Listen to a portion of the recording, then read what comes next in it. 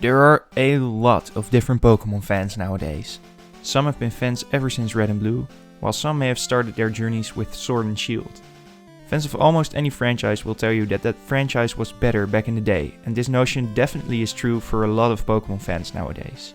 So when Netflix announced that they will be remaking the first Pokémon movie, Mewtwo Strikes Back, in 3D, this was met with a lot of skepticism. Not only is 3D animation the worst fear of any fan of animation, due to it not really being capable of conveying emotion as well as 2D animation, it's become the largest fear of Pokémon fans in particular, due to the 3D animations being the reason that not all Pokémon will be available in future Pokémon games. So right off the bat, the Netflix movie was not received well. Now that it's released, after watching it, people stated their confusion for it being shot for shot the same as the original 1998 movie, with quote-unquote updated graphics. People couldn't get used to the new look of the movie and it didn't resonate with them as well as the original did. Though they fixed the scene in which a golem was hit by a thunderbolt, replacing it with a Drowsy, and briefly mentioning one new Pokemon in the form of Wingull, the movie doesn't really please its audience. So how come I call this remake relevant? For that, we first have to look at the original plot of the movie. Through their obsession with the mythical Pokemon Mew, a few scientists try to create an alternate, even more powerful version of Mew. The Pokemon Mewtwo is brought to life, but is immediately confronted by an existential crisis. Since he's man-made, he's not really a Pokemon. Mewtwo decides to turn against the humans, for it was their mistake for creating him. After inviting the strongest trainers he can find, he takes their Pokemon to clone them. The clones all seem to be superior versions of the Pokemon they're cloned from, and Mewtwo himself is proven to be invincible multiple times throughout the movie. The playful Mew shows up to act as a counterpart to Mewtwo in a large battle between the Pokemon and the clones. Despite Mewtwo being designed to be a stronger version of Mew, there doesn't really seem to be an end to the battle. Ash jumps in the middle of the fight, turning him to stone, and we all remember the scene that follows. Both the Pokemon and the clones start to cry, reviving Ash and ending the fight. Mewtwo disappears with his clones and erases everyone's memories.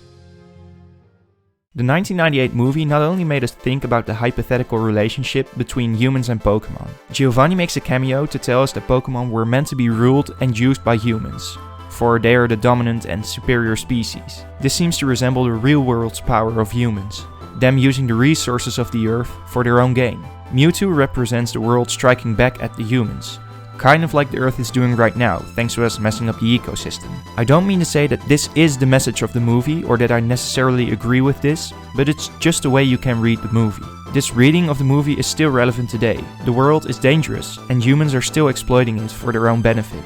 But the remake seems to make a different statement. Let's first place the movie in the context of this day and age. 3D is inescapable for Pokémon. We've seen this ever since X and Y were released. The old Mystery Dungeon games are getting remade in 3D, and we've even seen the first 3D/live-action Pokémon movie in Detective Pikachu. The lack of representation of Pokémon seems to be a big returning problem as well. Dexit has claimed many victims in Sword and Shield, and we also see no new Pokémon appearing in Mystery Dungeon DX.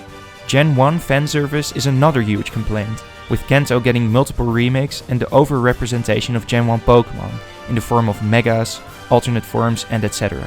All of these complaints can also be made about Netflix's Mewtwo Strikes Back.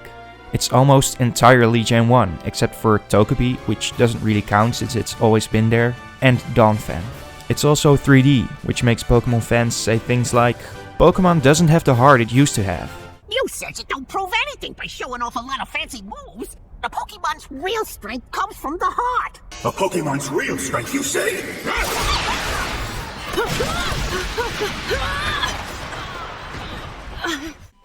All in all, many common mistakes from the Pokémon franchise seem to be returning.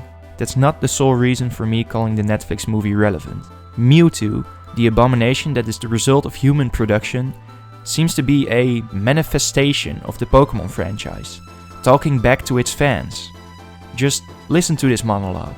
Who wanted me to be created? Who asked for me to be created? I despise everything connected with my creation.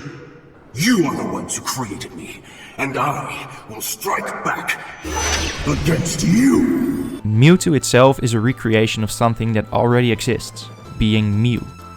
Everybody seems so fond of Mew, so what should his reason for existence be? Nobody wanted this remake to be made. That goes for Mewtwo as well as the movie. Mewtwo speaks directly into the camera and says he'll strike back at you, being the one who's watching. The Pokémon Company gave us exactly what we didn't want. Something remade, something 3D, and something lacking of a lot of Pokémon. So it does feel like he's striking back at us, the ones giving all the complaints in the first place. The ending dialogue by Team Rocket adds on to what Mewtwo was saying. The remake differs from the original. In the original, they state, I don't have a clue how we got here, but who cares? This is paradise. For once, a happy ending. in the context of 1998, Pokémon having just started out as the next big thing, it feels like a reflection of the creators on their creation. They can't really explain how Pokémon ever got so successful, but it feels like a paradise to them. It's true, the creators struck gold, but when we listen to their dialogue in the remade version, Beautiful. Everything clean and natural. Pristine, untouched. Now that's a big change. everything clean and natural, pristine and untouched. Now that's a big change. While Team Rocket stares directly into the camera, addressing the viewer just like Mewtwo did, they reflect on the movie we just saw. While the story we saw was completely unchanged, the animation took a hit, probably for the worse. Team Rocket is mocking its viewership for wanting Pokémon to return to its original state. What the fans mean by this is no kahunas, no Dynamaxing, just plain old Pokémon, duking it out. It seems as if the creators are purposefully ignoring their fans' pleas, since they've already struck gold over 20 years ago. Another reflective dialogue by Team Rocket is given when they're watching the clones fighting the Pokémon. It's like seeing your old self. Battling with your present self. It's like seeing your old self battling with your present self. The creators of Pokémon seem to not be able to make a right move according to their fans. They're constantly shooting themselves in the foot, either when reusing old material and even when creating new material. I know that the production team of this movie isn't the same as the production team of the games, but it's still the same franchise they talk about. And again, I'm not stating that this is all purposefully constructed the way I'm describing it to you, but it's at least food for thought. So, what did you think? Was I way in over my head? Or do you actually think different about this remake right now? Let me know any of your thoughts. I'm interested in seeing what you thought about this video. If you want more of me rambling on about Pokémon, click the link on the screen to watch me reflect on Pokémon modifications. This has been Marth Lucky. See you in another video.